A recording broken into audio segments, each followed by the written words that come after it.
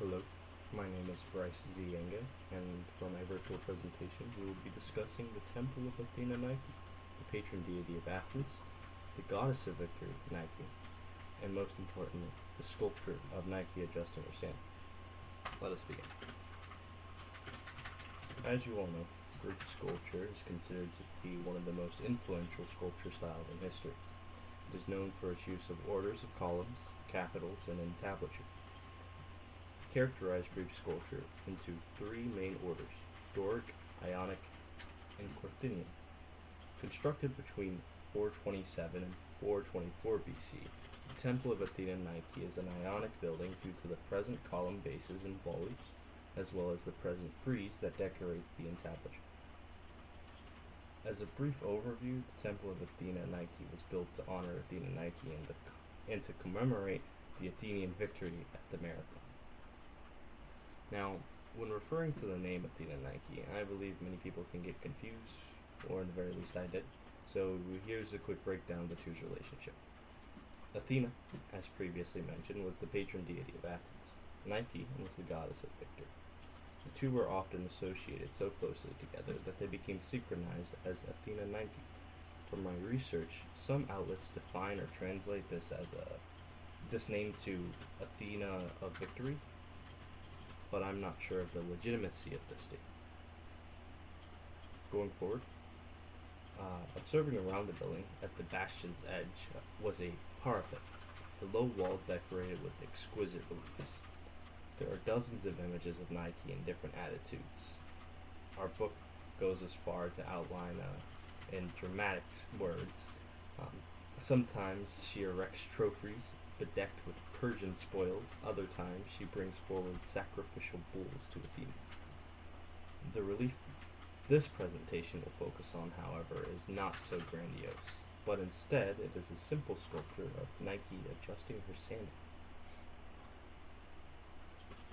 The marble sculpture is 3 feet and 6 inches tall. It is located on the south side of the parapet of the temple and features a mixture of sculpting techniques. For starters, the image is in high relief sculpture. It features a popular wet draping technique and successfully indicates depth via overlapping parts. At the time of the creation of Nike adjusting her sandal, Greek sculpture was going through a period of evolution. This sculpture is an example of the transition from the more static and formal styles of the archaic period and the more naturalistic, dynamic style of the classical period. The sculpture captures a moment in time, with Nike in the midst of an action, which was a hallmark of the classical period. With the figure's pose, with one foot lifted off the ground and her weight shifted to one side, a sense of movement and energy that was new to Greek sculpture is created. The sculpting technique used on Nike adjusting her sandal are also representative of the classical period. The sculpture is carved from marble, which is, of course, a favored material in Greek sculpture due to its beauty and durability. The artist used the technique of high relief, as previously mentioned, in which the figure is carved in deep relief with the background cut away. This technique allowed the sculpture to create a three-dimensional effect that was more lifelike than the earlier flat, low-relief style of the archaic period. The significance of this sculpture is that it represents the victory of the Athenians over the enemies, which was a source of great pride for the city, of course.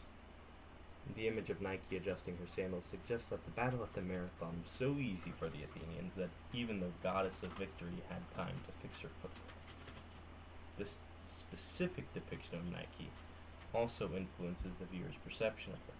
Nike is shown as a graceful and confident figure, at ease even in the midst of victory. Interestingly enough, actually, her nudity was common in Greek art, as it symbolized the divine beauty and was also used to convey the idea of the athlete's nakedness in the Olympic Games, but I struggled finding picture sources for that, only statements. Whatever the case, this specific depiction of Nike adjusting her sandal has a significant influence on the viewer's perception of the goddess Nike. She was the goddess of victory in ancient Greek mythology, and the sculpture captures her in a moment of calm and relaxation of sorts.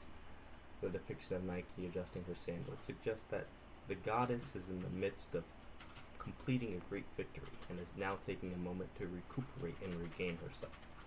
Simultaneously, the sculpture also captures Nike's beauty and grace. The goddess is depicted as a powerful figure with her wings and flowing garments, giving her a sense of movement and dynamicism. However, the softness of her bodily features and gentle curves of her body also suggest a sense of femininity, delicacy. For these reasons, the depiction of Nike in the sculpture reinforces her role as the goddess of victory while also emphasizing her beauty and grace. The sculpture captures a moment of stillness and calmness, but at the same time suggests the power and dynamicism of the goddess. I believe that sculptures like these have lasting influences on the way we understand victory and beauty and femininity.